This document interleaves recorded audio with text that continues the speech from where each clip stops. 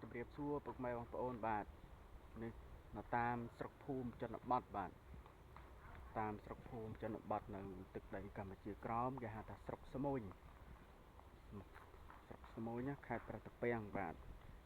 ហ្នឹងហើយទិដ្ឋភាពគឺស្ងប់ស្ងាត់ជាធម្មតាបាទហ្នឹងហើយពេលថ្ងៃពុកម៉ែបងប្អូនបានទៅធ្វើស្រែចម្ការអញ្ចឹងណាហ្នឹងហើយសូវខ្លះនៅផ្ទះខ្លះអត់នៅផ្ទះអញ្ចឹងបាទអានេះថតហ្នឹងហើយថតផ្ដិតនៅទិដ្ឋភាពចែកជូនបងប្អូនបានឃើញបានទស្សនានៅរូបភាពបងប្អូនខ្មែរនៅកម្ពុជាក្រោមបាទហ្នឹងហើយស្ងប់ស្ងាត់ល្អណាស់បាទហ្នឹងហើយ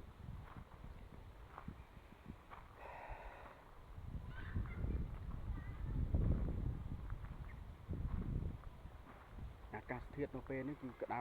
ល្មមមិនជាក្តៅពេកហ្មងទេកម្ពុជាក្រោមហ្នឹងអាកាសធាតុគឺក្តៅល្មមពីព្រោះនៅទីនេះមានព្រៃឈើដាំដូងដាំចង្កាអីច្រើនអញ្ចឹងណាហ្នឹងសពោទៅដល់ទឹកសពោទឹកសពោព្រែកអញ្ចឹង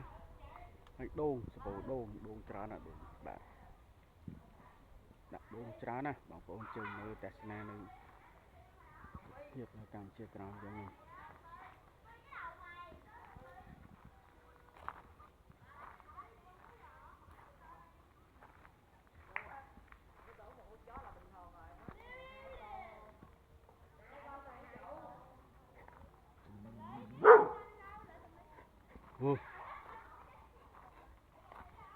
ហើយមកជើងហើយ